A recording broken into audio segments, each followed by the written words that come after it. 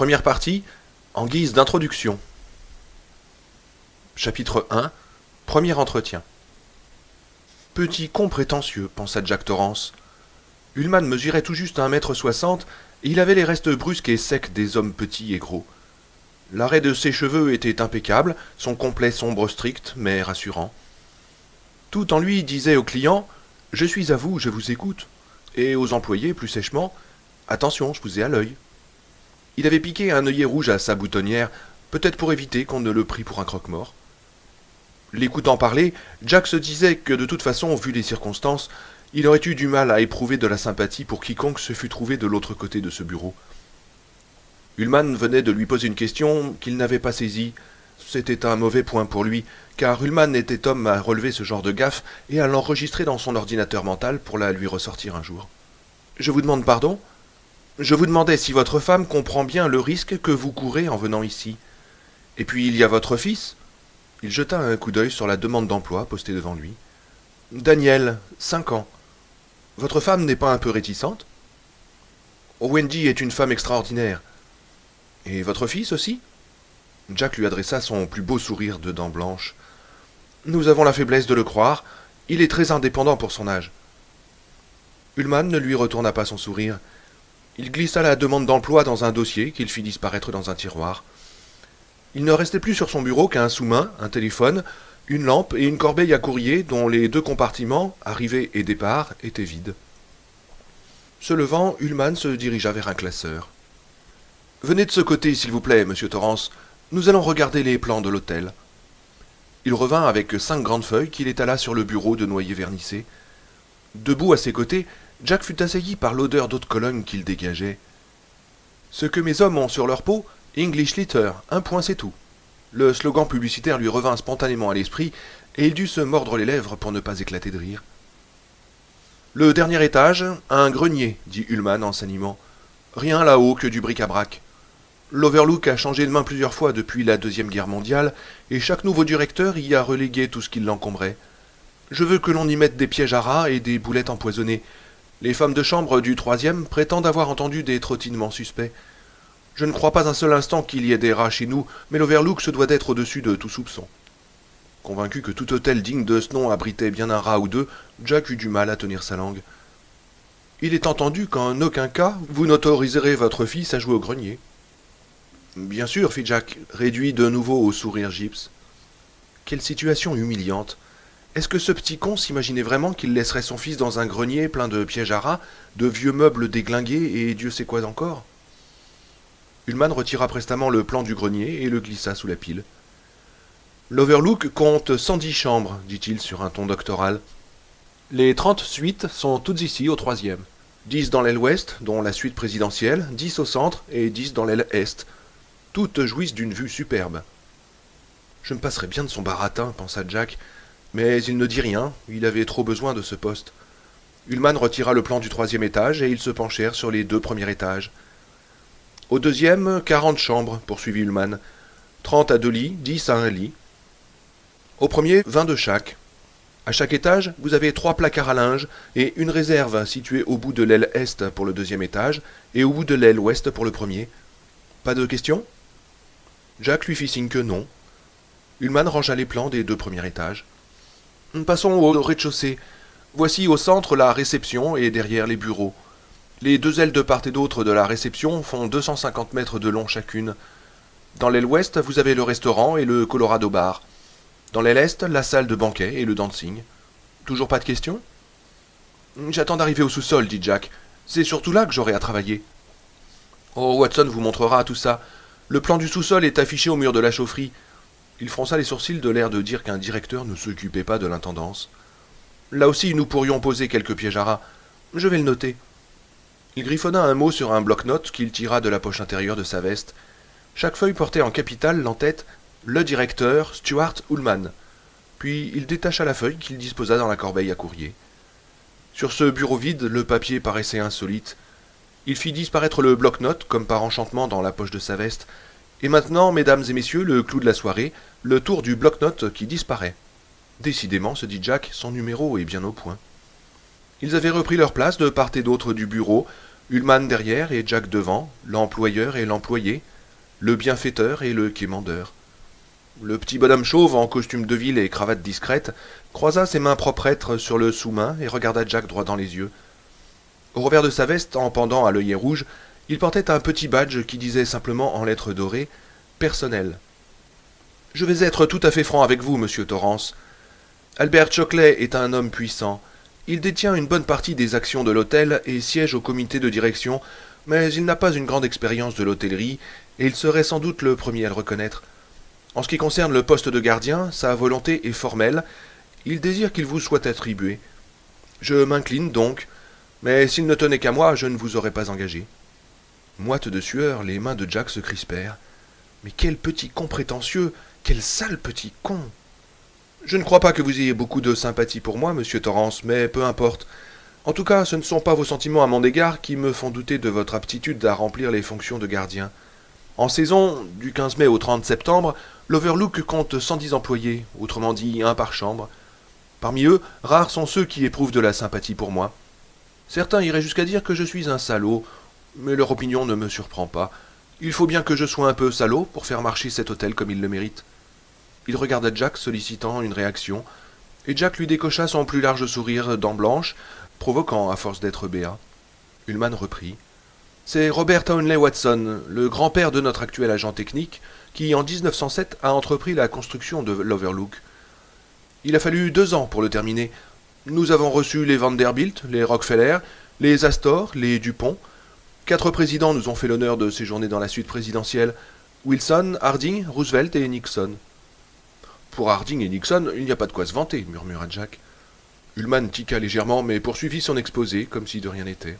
Monsieur Watson a fait faillite, et en 1915, il a vendu l'Overlook.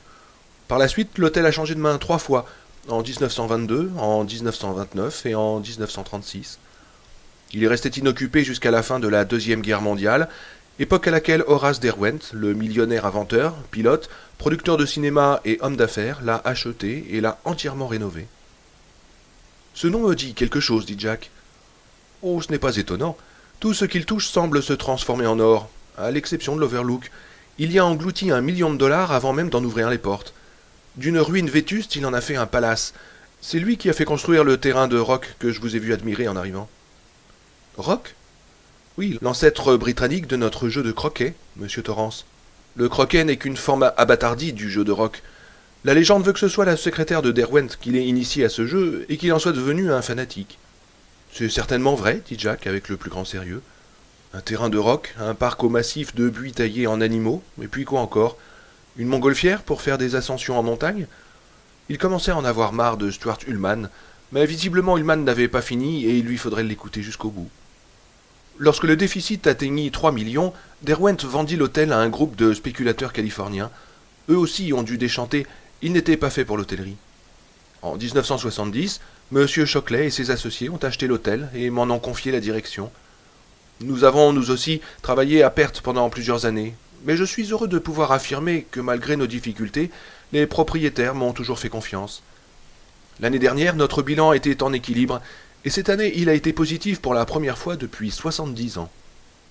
Jack reconnut que la fierté d'Ullmann était sans doute justifiée, mais cela ne modifiait en rien son antipathie instinctive pour ce petit con.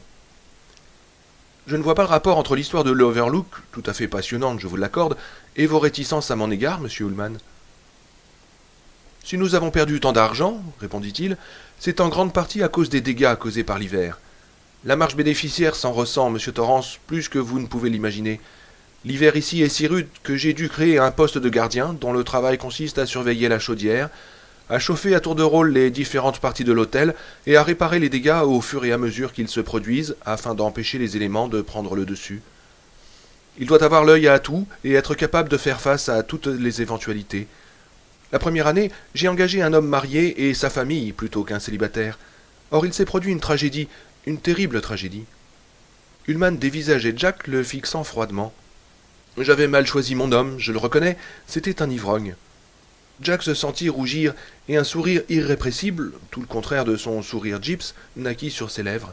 « Ah, c'est donc ça. Je m'étonne qu'Al ne vous ait pas prévenu. Je ne bois plus. »« En effet, j'ai appris par M. Shockley que vous aviez cessé de boire. Il m'a également parlé de votre emploi précédent, un poste de confiance, selon la formule consacrée. Vous étiez, si je ne me trompe, professeur de littérature dans un établissement privé du Vermont. Vous avez eu quelques ennuis et vous avez perdu la tête. Oh, rassurez-vous, monsieur Torrance, je n'entrerai pas dans les détails, mais les analogies entre votre cas et celui de Grady sont si frappantes que j'ai cru utile d'évoquer votre passé. Au cours de l'hiver de 1970 et 71, après avoir remis l'hôtel en état, mais avant de l'avoir ouvert au public, j'ai embauché ce malheureux Grady. Il avait une femme et 2 filles. Ils se sont installés tous les 4 dans le même appartement que vous allez occuper avec votre famille. Sachant que l'hiver serait rude et que pendant 5 ou 6 mois, ils seraient coupés du monde, je n'étais pas sans appréhension. Mais est-on vraiment coupé du monde? Il y a le téléphone et un poste émetteur, sans doute. Et le parc national des Rocheuses doit bien disposer de quelques hélicoptères qui pourraient éventuellement nous dépanner. Oh, je ne compterais pas là-dessus, si j'étais vous, dit Ullman. Nous avons en effet un poste émetteur-récepteur que M. Watson vous montrera, ainsi que la liste des fréquences qui lui sont assignées. Mais les lignes téléphoniques qui nous relient à Sidwinder, la ville la plus proche, à 60 km à l'est, sont encore aériennes, et elles sont coupées presque chaque hiver. Il faut compter en moyenne 3 à 6 semaines avant qu'elles ne soient réparées. Nous disposons également d'un scooter des neiges qui est garé dans la remise. Alors on n'est pas vraiment coupé du monde. Ullman parut excédé par tant de naïveté. Imaginez que votre femme ou votre fils tombe dans l'escalier et se fracture le crâne, monsieur Torrance. Ne croyez-vous pas que vous auriez l'impression d'être coupé du monde?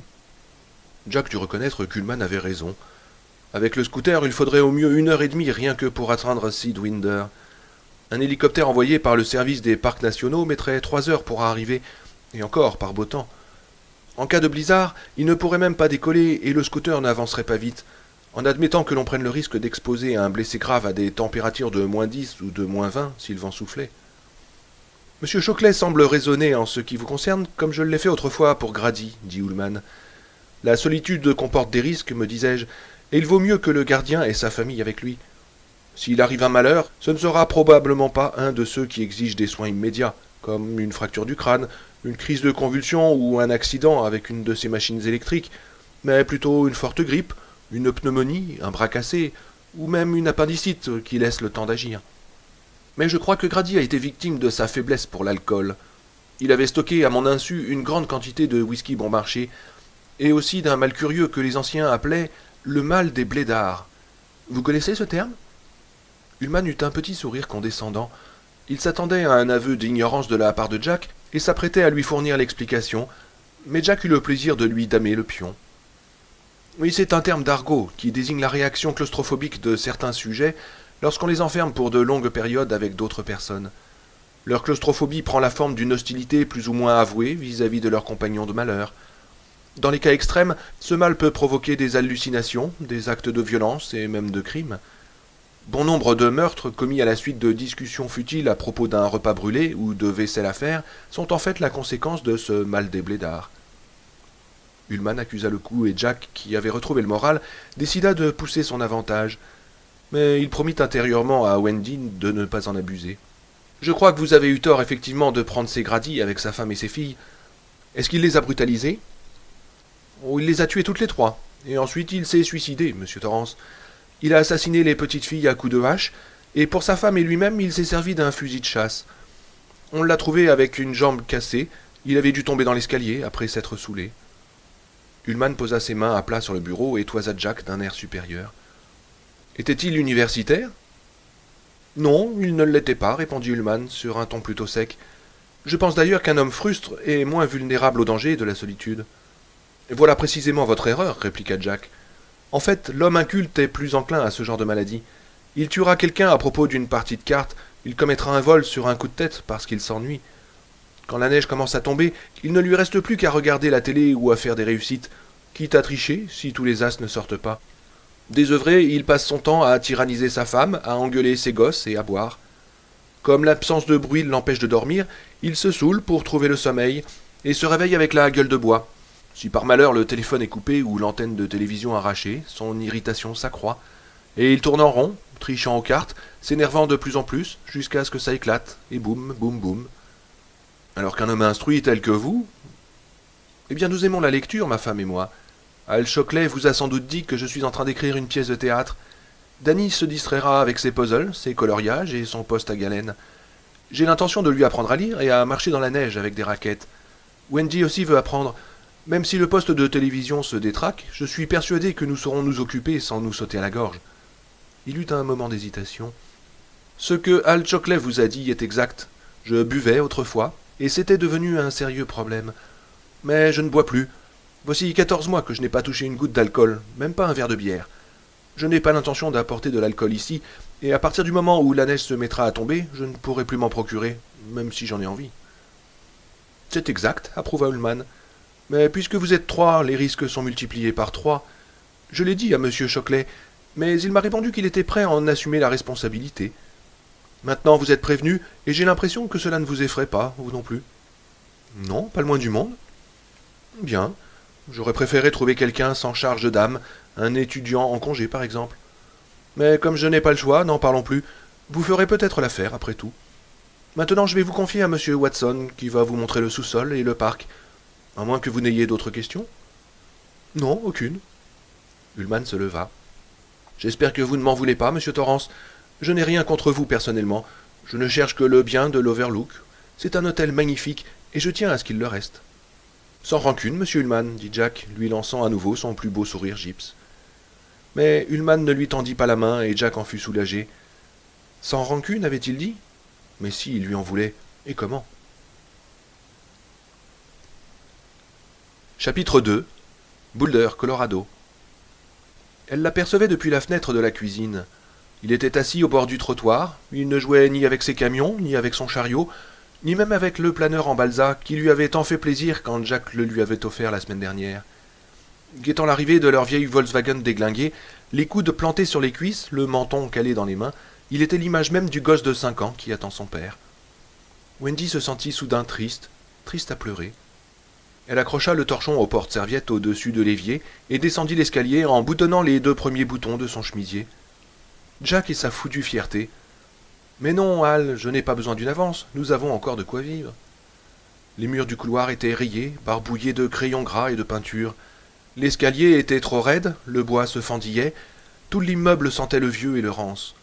Est-ce que c'était un cadre convenable pour Danny, après la jolie petite maison de briques de Stovington? Et par-dessus le marché, le couple qui vivait au-dessus, au deuxième, non seulement n'était pas marié, ce qui ne la dérangeait pas, mais n'arrêtait pas de se taper dessus, ce qui l'effrayait. Pendant la semaine, il y avait bien des petites bagarres préliminaires, mais c'était le vendredi soir, après la fermeture des bars, que les choses commençaient à se gâter sérieusement. Le grand match de boxe du vendredi soir, plaisantait Jack, mais ce n'était pas drôle. La femme, elle s'appelait Eliane, finissait toujours par pleurer et supplier en vain « Arrête, je t'en prie, arrête !» Et l'homme, qui se nommait Tom, au lieu de s'arrêter, hurlait de plus belle. Une fois, ils avaient même réussi à réveiller Danny, qui pourtant avait un sommeil de plomb. Le lendemain matin, quand Tom avait quitté l'immeuble, Jack l'avait suivi et l'avait abordé, espérant le raisonner. Voyant que Tom ne voulait rien entendre, Jack lui avait dit quelque chose à l'oreille que Wendy n'avait pas pu saisir. Mais Tom avait secoué la tête et avait tourné les talons, l'air buté. Une semaine s'était écoulée depuis l'incident, et bien que pendant quelques jours ils eussent constaté une légère amélioration, au week-end suivant tout était rentré dans l'ordre, ou plutôt dans le désordre. C'était mauvais pour Danny. Une nouvelle vague de tristesse l'envahit, mais ne voulant pas se donner en spectacle, elle refoula ses larmes. Rabattant sa jupe, elle s'assit sur le trottoir à côté de Danny. « Qu'est-ce que tu fais là, prof » lui demanda-t-elle. Il lui sourit, mais visiblement il était ailleurs. « Salut, maman !» Elle remarqua l'aile fêlée du planeur à ses pieds. « Veux-tu que j'essaye de réparer ça, mon lapin ?»« Non, papa le fera. »« Ah, tu sais, papa ne sera peut-être pas là avant le dîner. La route de la montagne est longue. »« Tu crois que la coccinelle tiendra le coup ?»« Oh, bien sûr qu'elle tiendra le coup. » Mais il lui avait fourni un nouveau sujet d'inquiétude. « Merci, Danny, je n'avais vraiment pas besoin de ça. Papa a dit qu'elle risquait de tomber en panne. » Cette éventualité ne semblait lui faire ni chaud ni froid. « Il a dit que la pompe était foutue. »« Ne parle pas comme ça, Danny. »« Il ne faut pas parler de la pompe ?» demanda Danny, perplexe. Elle soupira. « Non, il ne faut pas dire foutue, c'est vulgaire. »« Qu'est-ce que c'est, vulgaire ?» Être vulgaire, c'est se curer le nez à table ou faire pipi en laissant la porte du WC ouverte. C'est dire certains mots comme foutu. C'est un mot vulgaire que les gens bien élevés ne disent pas. Oh, papa le dit bien, lui. Quand il regardait le moteur de la coccinelle, il a dit « Nom de Dieu, la pompe est foutue ». Est-ce que papa n'est pas bien élevé? Comment réussis-tu à te fourrer sans cesse dans des situations pareilles, Winfried? Tu le fais exprès? Mais si, il est bien élevé. Seulement, lui, c'est un adulte. Il sait qu'il ne peut pas dire certaines choses devant n'importe qui. Devant l'oncle Hal, par exemple? Oui, par exemple. Et je pourrais parler comme ça, quand je serai grand? Oh, je pense que tu le feras, que je le veuille ou non. À quel âge je pourrais commencer? Qu'est-ce que tu dirais de 20 ans? 20 ans? C'est loin. Oui, je sais que c'est loin. Mais tu essaieras d'attendre? D'accord. Il se remit à surveiller la rue. Soudain il se redressa, prêt à se lever, mais voyant que la coccinelle qui s'approchait était trop neuve, d'un rouge trop vif, il se rassit. Wendy se demandait si ce déracinement n'avait pas mis son fils à trop rude épreuve. Elle n'aimait pas le voir passer ses journées tout seul, même si lui ne s'en plaignait pas. Dans le Vermont, il y avait eu les enfants des collègues de Jack, sans parler de ceux de la maternelle, mais ici, à Boulder, il n'y avait pas le moindre petit camarade. Maman, pourquoi est-ce que papa a été renvoyé? Arrachée brutalement à sa rêverie, elle se troubla et ne sut que dire. Jack et elle avaient pourtant passé en revue les diverses façons de répondre à cette question, depuis la dérobade pure et simple jusqu'à la vérité sans phare. Mais Dany ne les avait jamais interrogés, et il fallait que ce soit aujourd'hui, alors qu'elle avait le cafard et ne se sentait pas le courage d'y faire face, qu'il souleva ce problème. Il l'observait et lisait peut-être la confusion sur son visage, en tirant ses propres conclusions. Aux yeux des enfants, se dit-elle, les raisons d'agir des grandes personnes doivent paraître aussi inquiétantes, aussi sinistres parfois que des bêtes sauvages rôdant à la lisière d'une forêt vierge. On les trimballait à droite et à gauche comme des toutous sans leur fournir la moindre explication. Cette pensée la ramena au bord des larmes. Tout en les refoulant, elle se pencha pour ramasser le planeur abîmé qu'elle se mit à retourner dans ses mains. À Stovington, on avait organisé des joutes d'éloquence, et c'est ton papa qui était chargé de l'entraînement de l'équipe du collège. Tu t'en souviens? Bien sûr. C'était des disputes pour s'amuser. Oui, si tu veux, dit-elle sans cesser de jouer distraitement avec le planeur. Tout en l'examinant, il portait l'étiquette Speed ou Glide et des décalcomanies d'étoiles bleues aux ailes. Elle se rendit compte qu'elle était en train de raconter à Dany toute l'histoire. Papa a dû éliminer un des membres de l'équipe, un certain George Hatfield, parce qu'il n'était pas aussi fort que les autres. Mais George prétendait que papa l'avait renvoyé seulement parce qu'il ne l'aimait pas, et ensuite il a fait quelque chose de mal. Je crois que tu sais de quoi il s'agit. Ah, c'est lui qui a crevé les pneus de la coccinelle? Oui, c'est lui. Ça s'est passé après l'école, et ton père l'a appris sur le fait.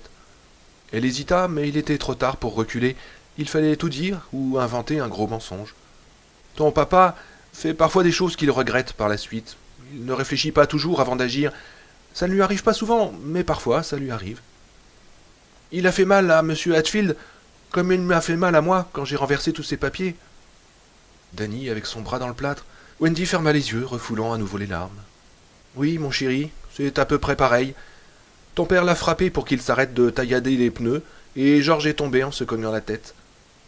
Ensuite, on a décidé que Georges n'aurait plus le droit de fréquenter le collège, et que ton père ne devait plus y enseigner. Elle s'arrêta, ne sachant plus que dire, et attendit en tremblant que les questions se mettent à pleuvoir. Ah, fit Dany, et il se remit à surveiller la rue. Apparemment, la question était réglée pour lui, si seulement elle pouvait l'être pour elle. Elle se releva. Je vais monter me faire une tasse de thé, prof. Tu veux un verre de lait, des biscuits? Non, je crois que je vais attendre papa. Mais je ne pense pas qu'il rentre avant 5 heures.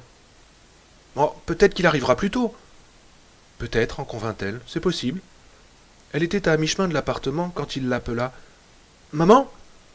Oui, Dany. Est-ce que t'as envie d'aller vivre dans cet hôtel, cet hiver?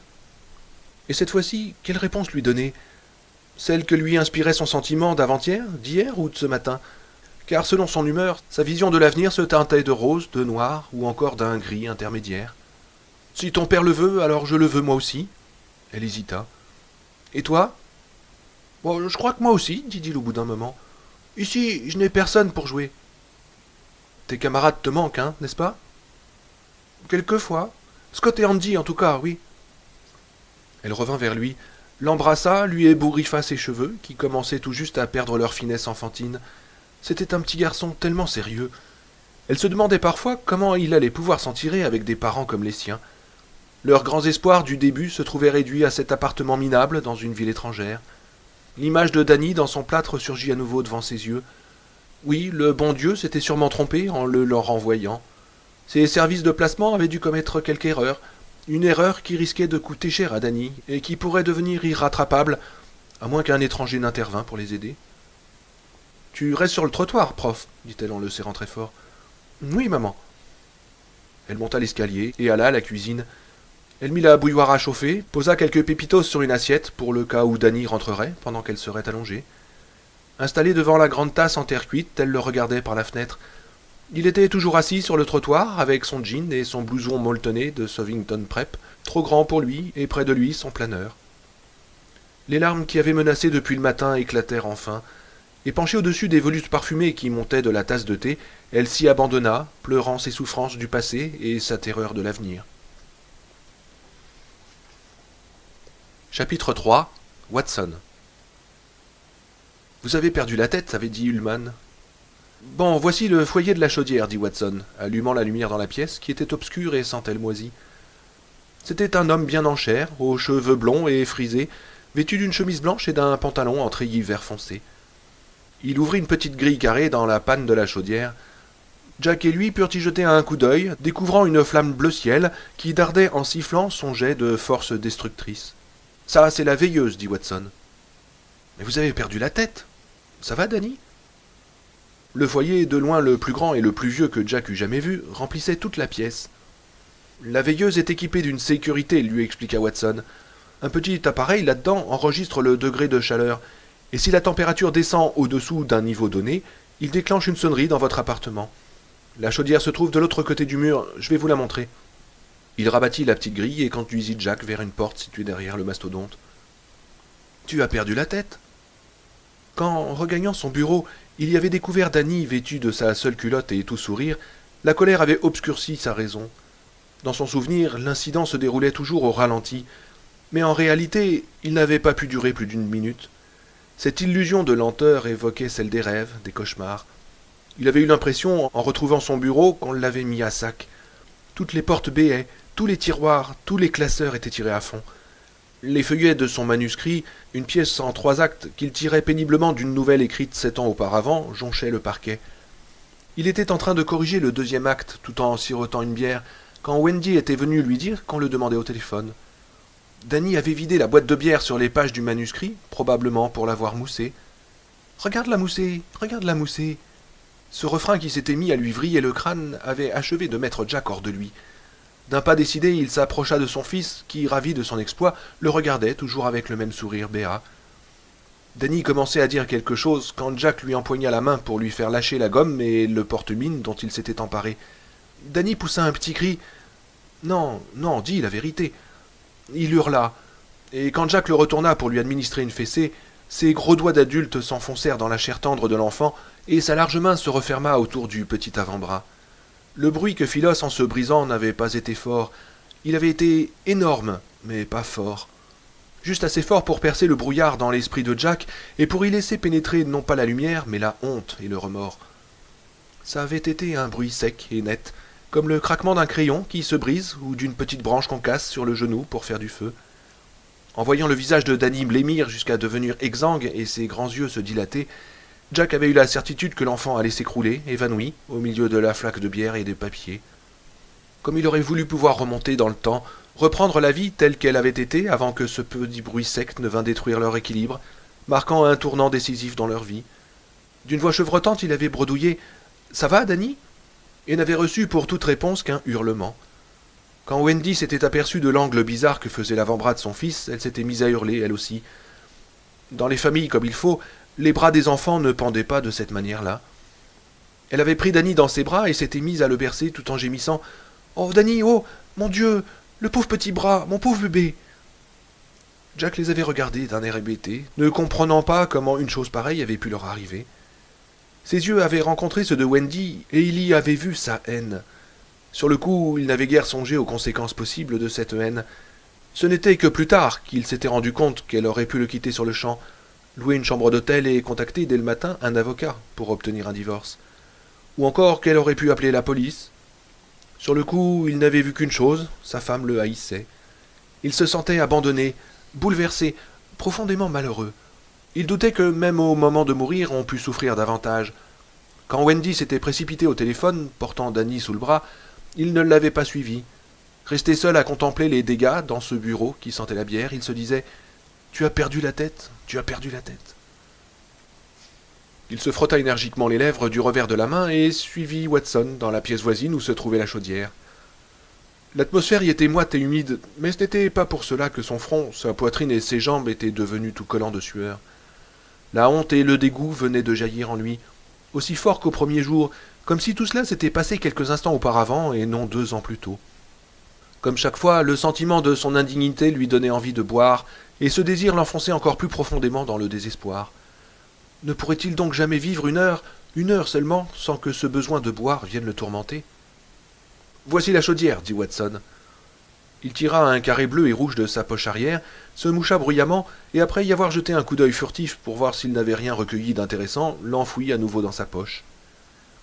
La chaudière, une longue cuve cylindrique en métal plaqué cuivre toute rafistolée, était montée sur 4 blocs de ciment et s'insérait de justesse sous un labyrinthe de tuyaux et de conduits qui montaient en zigzag jusqu'au plafond, festonné de toiles d'araignée.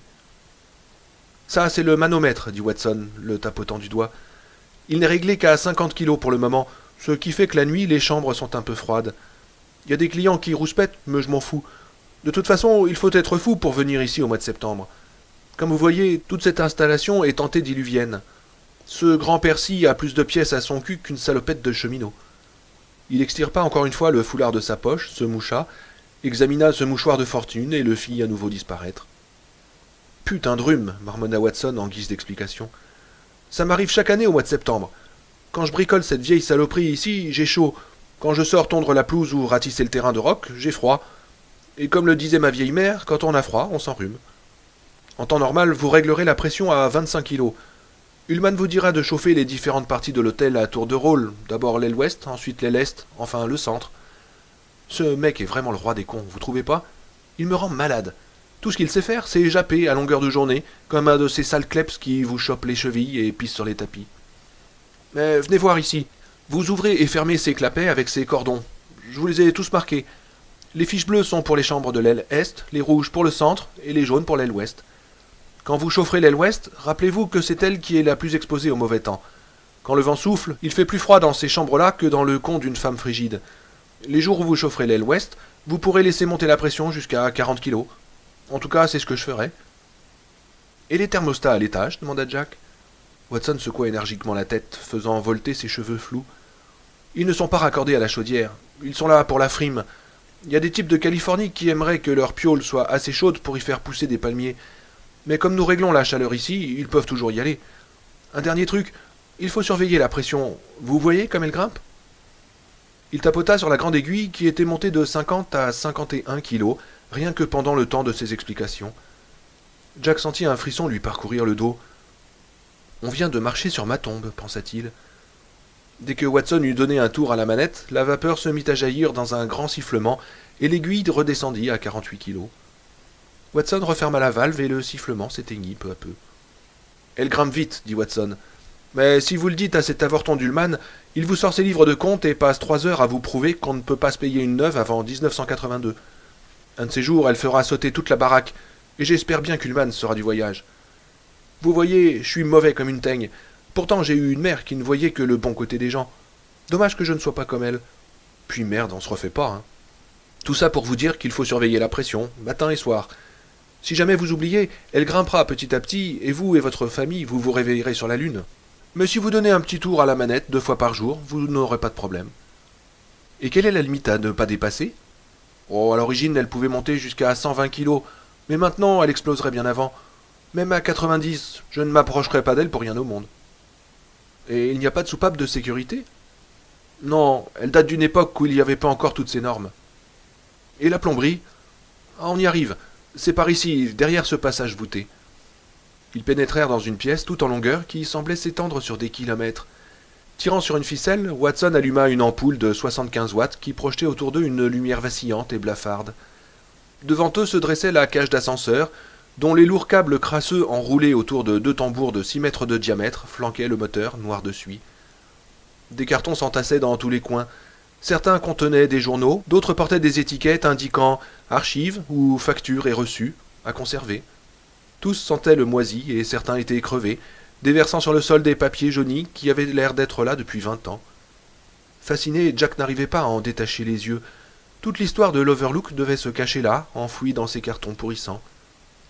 Il déconne aussi, celui-là, dit Watson, désignant du doigt l'ascenseur. Ullman a dû acheter l'inspecteur en lui payant quelques bons petits gueuletons, moyennant quoi nous ne voyons jamais le réparateur.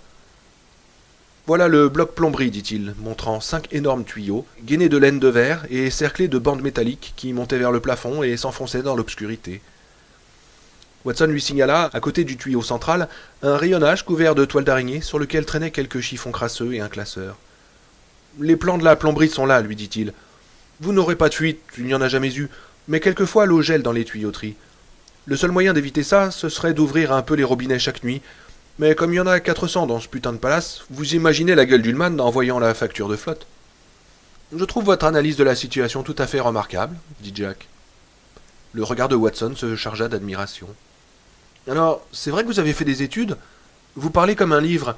J'admire les gens instruits, sauf quand ce sont des pédales. Il y en a, croyez-moi. Vous savez qui a foutu toute cette pagaille dans les universités il y a quelques années? C'est eux, les homosexuels. Ils se sentent pas bien dans leur peau, et alors il faut qu'ils aillent crier dans la rue, s'extérioriser qu'ils disent. Mais bon Dieu, on se demande où va le monde. Si l'eau gèle, ce sera ici, au sous-sol, où il n'y a pas de chauffage. Si ça arrive, prenez ce machin-là. Il tira un chalumeau d'une vieille caisse à orange défoncée. Enlevez la gaine de laine de verre, là où la conduite est bouchée, et dirigez la flamme directement dessus. Pigé? Et si ce n'est pas un de ces tuyaux-là? Oh, ça n'arrivera pas ailleurs, si vous faites votre boulot et que la baraque est bien chauffée. De toute façon, vous ne pourrez pas atteindre les autres conduites. Mais vous en faites pas, tout se passera bien. Quel endroit sinistre. Avec toutes ces toiles d'araignée, ça me donne la chair de poule, je vous jure. Ullman m'a raconté que le premier gardien a tué sa famille, puis s'est suicidé, dit Jack. Ouais, ce mec, Grady, oh, c'était un salaud. Je l'ai vu tout de suite à son sourire de faucheton. On venait juste de commencer les travaux, et Ullman, toujours aussi radin, était prêt à embaucher Jack l'Éventreur lui-même s'il acceptait d'être payé au rabais. Le téléphone ne répondait plus, et un garde forestier est allé voir. Il les a trouvés là-haut, au deuxième, durs comme des blocs de glace. C'était moche pour les petites filles. Elles n'avaient que 6 et 8 ans, et elles étaient mignonnes tout plein. Vous parlez d'une histoire. Ullman était en Floride, où il gère un bastringue du bord de mer pendant la morte saison. Il a pris le premier vol pour Denver, et il était à Sidwinter dans la journée. Mais comme la route était coupée, il a dû louer un scooter des neiges pour venir jusqu'ici. Vous imaginez, Ullman sur un scooter. Ensuite, il a remué ciel et terre pour que les journaux mettent pas leur nez là-dedans. Il faut dire qu'il s'est bougrement bien démerdé. Il n'y a eu qu'une ligne ou deux dans le Denver Post et dans le torche-cul d'East Park. Un avis comme quoi ils étaient morts, c'est tout. C'était du beau travail, surtout vu la réputation de la maison. Moi, je croyais que les journalistes allaient profiter de l'histoire de Grady pour ressortir tous les vieux scandales. Quel scandale? Demanda Jack. Watson haussa les épaules. Oh, tous les grands hôtels ont leurs scandales, répondit-il. De même qu'ils ont leurs fantômes. Pourquoi? Ma foi, les gens vont et viennent. Quelquefois, il y a un pauvre bougre qui tomberait de mort d'une crise cardiaque dans sa chambre. Tenez, par exemple, la bonne femme qui a crevé au mois de juillet, il y a 2 mois. Là aussi, Ullman s'est débrouillé pour étouffer l'affaire. C'est pour ça qu'on le paye 22 000 $ pour la saison. Même si je peux pas le blairer, je dois avouer qu'il les vole pas. La femme, c'était une vieille poufiasse qui avait au moins 60 piges. Mon âge. Elle avait les cheveux teints, aussi rouges qu'une lanterne de bordel, les nichons qui pendouillaient jusqu'au nombril, vu qu'elle mettait rien pour les tenir. Les jambes tellement couvertes de varices qu'on aurait dit des cartes routières. Et avec ça, des bijoux des pieds à la tête. Elle était avec un gosse qui ne devait pas avoir plus de 17 ans, une tignasse qui lui arrivait au ras des fesses et la braguette pleine à craquer. Ça faisait 1 semaine, 10 jours peut-être, qu'ils étaient là, et tous les soirs c'était le même cinéma. De 5 à 7, ils picolaient au Colorado Bar. Elle s'envoyait des Bloody Mary, comme si on allait les interdire le lendemain, et lui se descendait une bouteille d'Olympia en la sirotant pour faire durer le plaisir. Elle se donnait un mal de chien pour le dérider, et au début il lui balançait de temps à autre un sourire mécanique, mais chaque jour il souriait un peu plus jaune. Dieu sait quel porno il devait s'inventer pour amorcer sa pompe le soir. Quand enfin ils allaient dîner, elle titubait, saoul comme une bourrique, et lui, il pinçait les fesses des serveuses derrière son dos. Nous autres, on faisait des paris pour savoir combien de jours il tiendrait. Watson haussa les épaules. Un soir, vers 10 heures, il descend tout seul, disant que sa femme ne se sent pas bien, ce qui voulait dire qu'elle était ivre-morte, comme tous les jours, et qu'il allait lui chercher un médicament pour la digestion. Il prend la petite Porsche dans laquelle ils sont venus, et on ne l'a plus revue. Le lendemain matin, elle descend, et elle essaye de donner le change, Mais elle pâlit d'heure, et Ullmann lui glisse que, sans vouloir l'effrayer, il vaudrait peut-être mieux prévenir la police, histoire de savoir si le gars n'a pas eu un accident. Mais elle le défend, comme une tigresse. Non, non, non, il n'y a rien à craindre, c'est un excellent conducteur, tout va très bien, il sera là pour le dîner. À 3 heures, elle va au bar, et comme il vient pas, elle dîne pas du tout. À 10h30, elle monte chez elle, et n'en sortira que les pieds devant. Mais que s'est-il passé demanda Jack. Le toubib a dit qu'en plus de tout l'alcool qu'elle avait ingurgité, elle avait avalé un tube de somnifère. Son mari, un grand avocat de New York, arrive le lendemain et engueule Ullmann comme du poisson pourri. Mais Ullmann ne se laisse pas impressionner et finit par le calmer. Il lui a probablement demandé s'il aimerait que la mort de sa femme fasse la une des grands journaux new-yorkais. Une épouse de l'éminent machin-chose trouvée morte dans une chambre d'hôtel, avec en sous-titre « Elle s'envoyait un gosse qui aurait pu être son petit-fils ». Watson prit le mouchoir de nouveau, se moucha, jeta un coup d'œil et le refourra dans sa poche. La suite? Une semaine plus tard, la femme de chambre, une connasse du nom de Dolores Vickery, entre dans la chambre où elle est morte pour faire le lit, pousse un cri à réveiller les morts et tourne de l'œil. Quand elle revient à elle, elle raconte qu'elle a vu le cadavre de la vieille dans la salle de bain, qu'elle était couchée toute nue dans la baignoire. Elle avait la figure toute violette, dit Dolores, et elle m'a fait un grand sourire. Ullmann l'a virée sur le champ, lui disant de disparaître. D'après mes calculs, entre 40 et 50 types sont morts dans cet hôtel depuis que mon grand-père l'a ouvert en 1910. Il regarda Jack d'un air entendu. Vous voulez savoir comment ils partent le plus souvent? Ils ont une attaque en baisant la bonne femme qui les accompagne. Il y a beaucoup de vieux schnocks qui, croyant retrouver leurs 20 ans, viennent ici faire la noce une dernière fois. Des fois, ça fait jaser. Tous les directeurs ne sont pas des Ullmann. Il y a eu des articles dans les journaux, et la réputation de l'hôtel en a pris un coup, c'est sûr. Mais il n'y a pas de fantômes, demanda Jack. Monsieur Torrance, j'ai travaillé ici toute ma vie et j'ai jamais vu de fantôme. Maintenant, venez avec moi, que je vous montre la remise. Je vous suis. À l'instant où Watson allait éteindre la lumière, Jack dit « En tout cas, il y a des montagnes de journaux ici. »« Oh, ça c'est bien vrai. On dirait qu'on les collectionne depuis des siècles. Des journaux, des factures, des reçus et Dieu sait quoi encore. Du temps de mon père, quand il y avait la chaudière à bois, on les brûlait de temps en temps, mais maintenant ils s'accumulent. » En se dirigeant vers l'escalier, ils s'arrêtèrent un instant pour que Watson se mouche une dernière fois. « Tous les outils dont vous aurez besoin sont rangés dans la remise. Vous y trouverez aussi des bardeaux. Ullmann vous en a parlé? »« Oui, il voudrait que je refasse une partie du toit. »« Ce petit salaud vous exploitera tant qu'il pourra, et au printemps il ira pleurnicher partout, racontant que vous étiez un Jean-Foutre et un incapable.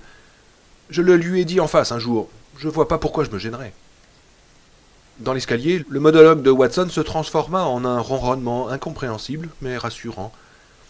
Jetant un dernier regard derrière lui vers l'obscurité moite et impénétrable, Jack Torrance se dit que si jamais il y avait eu un lieu propice aux fantômes, c'était bien celui-ci.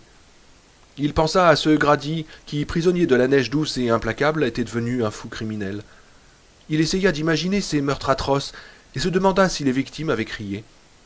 Chaque jour, ce pauvre Grady avait dû sentir se resserrer autour de lui l'étreinte de ce destin tragique. Il avait dû pressentir qu'il n'y aurait pas de printemps pour lui, mais il n'aurait pas dû se trouver là, et il n'aurait pas dû perdre la tête. Chapitre 4. Le royaume des ténèbres. Vers 4h15, Danny se sentit un petit creux et monta prendre son goûter. Sans quitter la rue des Yeux, il avala le lait et les biscuits à toute allure, puis il alla embrasser sa mère qui était allongée sur son lit. Elle lui avait dit que le temps passerait plus vite s'il regardait la rue Sésame à la télé, mais il secoua la tête d'un air résolu et sortit regagner son poste sur le trottoir. Il était 5 heures, et bien qu'il n'eût pas de montre et ne sût pas très bien lire l'heure, Danny savait que le temps passait, car les ombres s'allongeaient et la lumière du soir se teignait d'or. Danny avait compris que s'il n'allait pas à la maternelle, c'était parce que son père n'avait pas les moyens de l'y envoyer. Il savait aussi combien ses parents souffraient de le voir condamné à la solitude, et combien ils craignaient, au point de ne même pas pouvoir en parler entre eux, qu'il ne leur en voulût. Mais ils avaient tort de s'inquiéter. La maternelle était pour les bébés, et Danny n'avait aucune envie d'y aller. Il n'était peut-être pas encore tout à fait un grand garçon, mais il n'était certainement plus un bébé. Les grands garçons allaient à l'école et mangeaient à la cantine. L'an prochain, il serait un grand garçon, et il irait aux cours préparatoires. Cette année-ci était une sorte d'entre-deux. Évidemment, Scott et Andy lui manquaient. Surtout Scott, mais ça ne faisait rien. Il avait le sentiment qu'il valait mieux être seul pour affronter ce que l'avenir lui réservait. Danny était capable de comprendre bien des choses au sujet de ses parents. Il savait d'ailleurs que ceux-ci n'appréciaient guère cette faculté chez lui. elle les inquiétait, et ils refusaient de la prendre au sérieux. C'était pourtant bien dommage qu'il n'ait pas voulu l'écouter davantage, surtout à des moments comme ceux-ci. Maman était couchée sur son lit et se faisait tellement de soucis pour papa qu'elle était sur le point d'en pleurer. Danny était trop petit pour comprendre certaines de ses inquiétudes, où se mêlaient des appréhensions pour leur avenir matériel, la mauvaise conscience de papa et des sentiments de culpabilité, de colère et de peur qui le dépassaient. Mais le souci qui préoccupait sa mère à présent était à sa portée. Maman s'inquiétait du retard de papa, et craignant qu'il n'ait pas eu une panne de voiture en montagne, elle se demandait pourquoi, si c'était ça, il n'avait pas téléphoné. Une autre appréhension, bien plus redoutable encore, la tourmentait. C'était que papa ne soit allé faire le vilain. Danny savait parfaitement ce que signifiait faire le vilain, depuis que Scotty Aronson, son aîné de 6 mois, le lui avait expliqué. Scotty savait parce que son père aussi faisait le vilain. Un jour, lui avait dit Scotty, son papa avait envoyé sa maman sur le tapis, lui mettant un œil au beurre noir. Ils avaient fini par divorcer parce que son papa n'arrêtait pas de faire le vilain, et quand Danny l'avait connu, Scotty vivait avec sa mère et ne voyait son père que les week-ends. Le divorce était ce que Danny redoutait le plus au monde. Dans son imagination, ce mot était toujours écrit en lettres de sang, toutes grouillantes de vipères. Si ses parents divorçaient, ils ne vivraient plus ensemble. Ils se battraient comme des chiffonniers devant le tribunal pour savoir lequel des deux le garderait, et pour finir, il lui faudrait suivre celui qui aurait gagné, et il ne verrait pratiquement plus jamais l'autre. Celui qui le garderait pourrait se remarier, si ça lui chantait, avec quelqu'un qu'il ne connaîtrait même pas.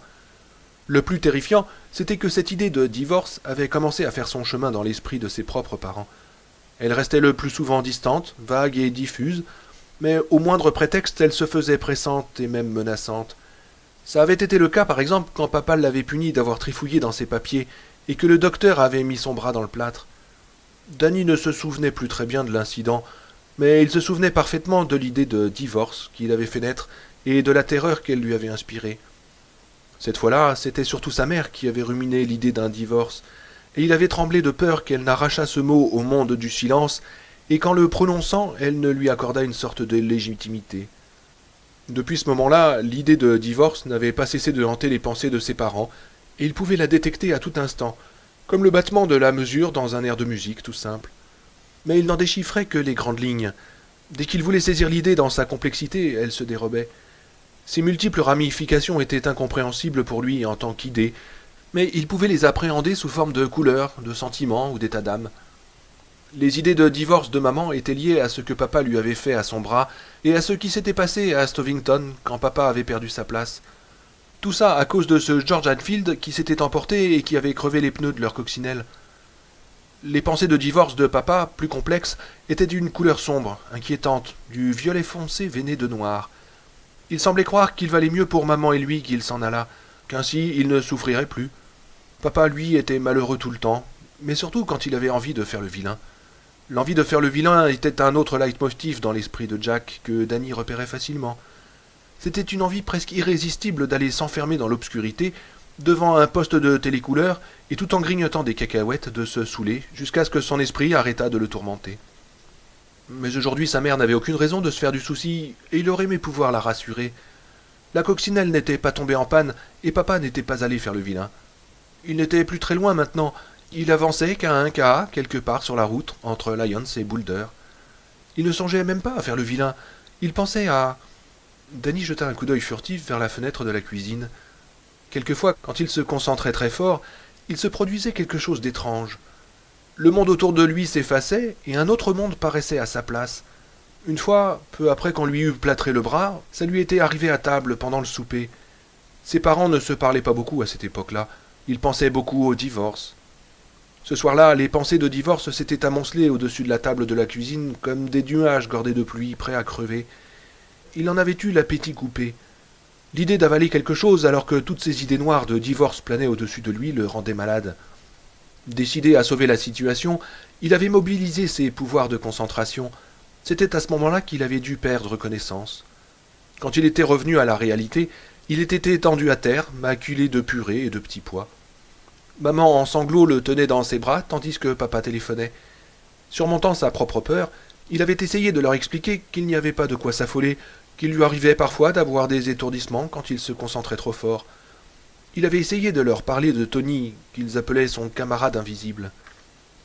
Son père, après plusieurs allusions à une certaine lucidation, avait dit au téléphone que Danny allait mieux, mais qu'il fallait quand même que le médecin l'examine. Après le départ du docteur, maman lui avait fait promettre de ne plus les effrayer de la sorte, et il avait donné sa parole. Lui-même avait eu peur. Avant que Tony ne paraisse, au loin comme toujours, appelant de sa petite voix flûtée, et que des images étranges ne viennent troubler sa vue, effaçant ce qu'il avait devant les yeux, la cuisine, des tranches de rôti sur une assiette bleue, Danny avait réussi, grâce à un immense effort de concentration, à sonder l'esprit de son père. Il y avait entrevu, le temps d'un éclair, un mot inconnu, incompréhensible, bien plus effrayant encore que le mot divorce, le mot suicide. Depuis, Danny n'avait plus croisé ce mot-là dans l'esprit de son papa, et il ne tenait pas à le rencontrer. Il n'avait même pas envie de savoir exactement ce qu'il signifiait. Mais il aimait se concentrer, parce que quelquefois Tony venait. Le plus souvent, il ne se passait rien. Sa vue se brouillait, la tête lui tournait, et ça s'arrêtait là. Mais d'autres fois, Tony paraissait à la lisière de son champ de vision, lui faisait signe de venir et l'appelait de sa voix lointaine. C'était arrivé 2 fois depuis qu'ils étaient à Boulder, et il se rappelait la surprise et le plaisir qu'il avait ressenti en voyant que Tony avait fait tout ce chemin depuis le Vermont pour le rejoindre. Ses amis ne l'avaient pas tous laissé tomber. La première fois, ça s'était passé dans la cour derrière la maison. Tony était apparu et lui avait fait signe de venir. Mais le noir l'avait aussitôt englouti, et quelques instants plus tard, il était revenu à lui. Il ne gardait de cette rencontre que quelques souvenirs fragmentaires et brouillés, comme ceux d'un rêve. Mais il y avait 2 semaines, Tony avait réapparu dans une cour voisine, et comme d'habitude, lui avait fait signe de venir. « Danny, viens voir !» Danny avait eu l'impression de s'être levé pour aller voir, puis d'être tombé, comme Alice au pays des merveilles, au fond d'un trou profond. Il s'était retrouvé dans le sous-sol de l'appartement. Là, dans la pénombre, Tony lui avait montré une grande malle où son papa conservait tous ses papiers importants, et notamment la pièce. « Tu vois ?» avait demandé Tony de sa voix lointaine et musicale. « Elle est là, sous l'escalier. C'est là que les déménageurs l'ont entreposée. » Croyant faire un pas en avant pour mieux voir, Danny était tombé de la balançoire, qu'en fait il n'avait pas quitté pendant tout l'entretien avec Tony. Il en avait eu le souffle coupé. 3 ou 4 jours plus tard, il avait entendu un grand remue-ménage dans l'appartement. C'était son père qui cherchait sa malle partout, pestant contre ces salauds de déménageurs qui l'avaient égaré quelque part entre le Vermont et le Colorado, et jurant de leur intenter un procès. Comment allait-il pouvoir terminer la pièce si tout se liguait contre lui?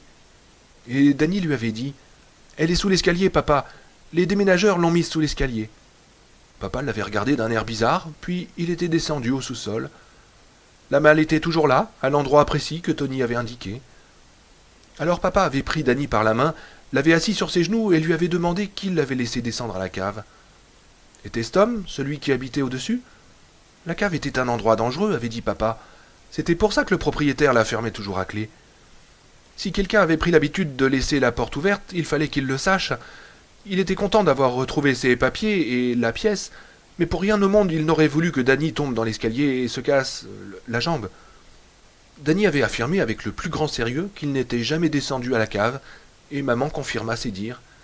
La porte était toujours fermée, et il ne s'aventurait jamais dans le couloir qui y menait, parce qu'il y faisait noir et humide, et qu'il y avait des araignées. D'ailleurs, Danny ne mentait pas, ce n'était pas son genre. « Alors comment savais-tu qu'elle était là, prof ?» avait demandé papa. « C'est Tony qui me l'a montré. » Son père et sa mère avaient échangé un regard entendu par-dessus sa tête.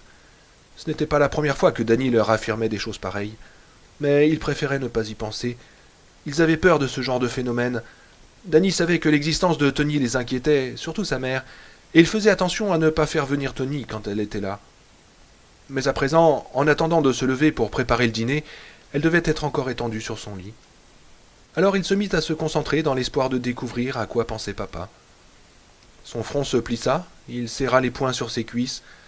Il ne ferma pas complètement les yeux, ce n'était pas la peine, et essaya de se souvenir de la voix de son papa, la voix de Jack, de John Daniel Torrance, cette voix profonde et ferme qui tantôt s'animait de gaieté, tantôt vibrait de colère, et qui se taisait à présent parce qu'il réfléchissait. Il réfléchissait à... réfléchissait. Danny poussa un petit soupir, et son corps s'affaissa mollement, comme s'il n'avait plus de muscles. Son esprit restait alerte, et il était parfaitement conscient de ce qui se passait autour de lui. Il voyait très bien le garçon et la fille qui, de l'autre côté de la rue, se tenaient par la main parce qu'ils étaient amoureux, ou heureux de se trouver ensemble par une si belle journée. Il voyait les feuilles d'automne balayées par le vent faire des cabrioles dans le caniveau. Il voyait la maison devant laquelle il passait, Et remarquez même que son toit était recouvert de bardeaux. Je pense qu'il n'y aura pas de problème si le chaperon est en bon état. Ouais, ça ira. Quel numéro, ce Watson? J'aimerais le mettre dans la pièce. Bientôt j'aurai mis tous les pauvres diables de la création là-dedans. Oui, je trouverai les bardeaux à la quincaillerie de Sid Winter. J'y achèterai aussi une bombe d'insecticide au cas où il y aurait des guêpes. C'est le moment où elles font leur nid, et il se pourrait qu'en arrachant les vieux bardeaux, je leur tombe dessus. Des bardeaux. Voilà à quoi pensait papa. Il avait obtenu le poste, et il était en train de penser aux bardeaux du toit. Danny, Danny. Il leva les yeux et vit Tony, qui, au bout de la rue, à côté d'un panneau stop, lui faisait signe de la main. Comme toujours, à la vue de son vieil ami, une bouffée de plaisir lui réchauffa le cœur, mais cette fois-ci, une poignée d'angoisse s'y mêlait, comme si Tony avait dissimulé derrière lui une ombre, un spectre. Assis sur le trottoir, il s'affaissa encore davantage, et ses mains, glissant le long de ses cuisses, finirent par pendre entre ses jambes. Son menton tomba sur sa poitrine. Il ressentit un tiraillement indolore, presque imperceptible. Une partie de lui-même s'était levée pour suivre Tony dans le gouffre de ténèbres où il avait disparu. Danny. Peu à peu, l'obscurité s'anima de tourbillons blancs et d'ombres tourmentées. Des gémissements sourds déchirèrent le silence. Ils étaient pris dans une tempête de neige en montagne. Les tourbillons blancs étaient des bourrasques de neige et les ombres tourmentées des sapins que tordait le vent. La neige recouvrait tout. « Elle est trop épaisse, dit Tony d'un ton désespéré qui lui glaça le cœur. Jamais nous ne pourrons nous en sortir. Une forme massive surgit des ténèbres. Dans l'obscurité de la tempête, Danny devinait sa blancheur et ses contours rectilignes. Puis, s'approchant, il distingua de nombreuses fenêtres et un toit en pente, recouverts de bardeaux dont certains, ceux que son papa avait posés, étaient d'un vert plus vif que les autres. La neige les recouvrait, elle recouvrirait tout. Des panneaux d'interdiction écrits en grosses lettres vertes surgirent soudain de l'ombre. Danger de mort, baignade interdite, passage interdit, fil à haute tension, rail électrisé, défense d'entrée, les contrevenants seront fusillés sur le champ. Danny ne comprenait pas le sens exact de ces panneaux, il ne savait pas encore lire, mais il en comprenait l'esprit. La peur l'avait envahi comme une moisissure qui se serait fixée dans les cavités obscures de son corps et que seul un rayon de soleil parviendrait à faire disparaître. Les panneaux s'engloutirent dans la nuit. À présent, il se trouvait dans une pièce sombre qu'il ne connaissait pas. La neige éclaboussait les vitres comme du sable jeté à la volée. Il avait la bouche sèche, les yeux brûlants, et son cœur battait dans sa poitrine comme un marteau-pilon. Un bruit de pas qui s'approche, ponctué de coups qui s'abattent, lui parvenait du couloir. De l'autre côté de la pièce, dans la bulle argentée d'un miroir, apparut un mot effrayant écrit en flamèche verte. « Trop mal ». Les coups se mirent à tomber avec une régularité inquiétante. Il y eut un bruit de verre cassé. Quelqu'un s'approchait et l'appelait d'une voix rauque, que sa familiarité rendait encore plus effrayante. « Sors de là et montre-toi. Viens ici, petit merdeux. Viens recevoir ta raclée. » Et boum, boum, boum. Danny entendit un bruit de bois qui vole en éclats, suivi d'un rugissement de fureur et de satisfaction. Trop mal approchait. « Non, chuchota-t-il. Non, Tony, s'il te plaît. » Une main flasque pendait par-dessus le rebord de la baignoire en porcelaine. Un mince filet de sang coulait le long du troisième doigt, dégoûtant de l'ongle soigneusement fait sur le carrelage. « Non, oh non, non. Je t'en prie, Tony, tu me fais peur. » Trop mal, trop mal, trop mal. Au fond d'un hall obscur, accroupi sur une moquette dont les guirlandes noires se détachaient sur un fond bleu, il écoutait les pas se rapprocher. Soudain, une forme déboucha du couloir transversal et se dirigea vers lui. Empestant la sueur et le sang, elle avançait vers lui en titubant. Elle tenait à la main un maillet qu'elle faisait tournoyer en tous sens. Le maillet, décrivant de grands cercles, martelait les murs, déchirant la tapisserie de soie et soulevant des bouffées blanches de poussière de plâtre. « Viens ici recevoir ta raclée. Montre-moi que tu es un homme. » Plus le monstre s'approchait, plus il paraissait gigantesque, et la puanteur aigre-douce qu'il dégageait était irrespirable. Le sifflement que faisait le maillet en fauchant l'air se faisait plus féroce, et le bruit du choc entre sa tête et le mur devenait assourdissant. Danny sentait maintenant la poussière de plâtre lui picoter le nez. Des petits yeux rouges luisaient dans le noir. Le monstre l'avait aperçu. Il fonçait sur Danny, qui restait blotti dans son coin, plaqué contre le mur. Comble de malheur, la trappe au-dessus de sa tête était verrouillée. Puis ce fut l'obscurité, le flottement. « Tony, ramène-moi à la maison. Tony, je t'en supplie. » À l'instant même, il se retrouva chez lui, assis sur le trottoir d'Arapahoe Street. le corps baigné de sueur, sa chemise trempée collant à sa peau. L'écho des coups frappés sur le mur retentissait toujours dans ses oreilles, et il lui semblait encore sentir l'odeur de l'urine qu'il avait évacuée en sa terreur. Il pouvait encore voir la main flasque pendant par-dessus le rebord de la baignoire, les gouttes de sang dégoulinant le long du troisième doigt, et ce mot aussi mystérieux que terrifiant, trop mal. Le soleil revint. Tony, qui n'était plus qu'une petite tache au bout de la rue, lui lança de sa petite voix flûtée et lointaine « Fais attention, prof !» Un instant après, Tony avait disparu et le monde réel était là. La vieille coccinelle cabossée venait d'apparaître au bout de la rue. Toussant et pétaradant, elle s'approcha dans un nuage de fumée bleue. Danny bondit du trottoir et courut au-devant de la voiture. Gesticulant, sautillant d'un pied sur l'autre, il criait « Papa! Papa! Salut, papa !» Jack gara la Volkswagen, coupa le contact et ouvrit la portière. Au moment où il allait s'élancer vers son père, Danny aperçut quelque chose qui l'arrêta net, le cœur glacé. Là, sur le siège avant de la voiture, se dressait un maillet à manches courtes dont la tête était barbouillée de sang et de touffes de cheveux. Mais non, ce n'était qu'un sac plein de provisions.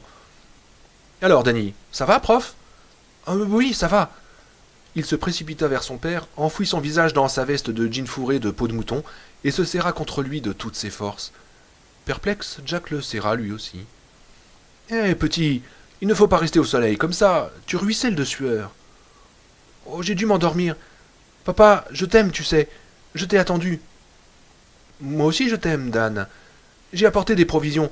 Tu pourras m'aider à les monter ?»« Ah oui, bien sûr. »« Et maintenant, messieurs, dames, je vous présente le remarquable Danny Torrance, l'homme le plus fort du monde, dit Jack en lui ébouriffant les cheveux.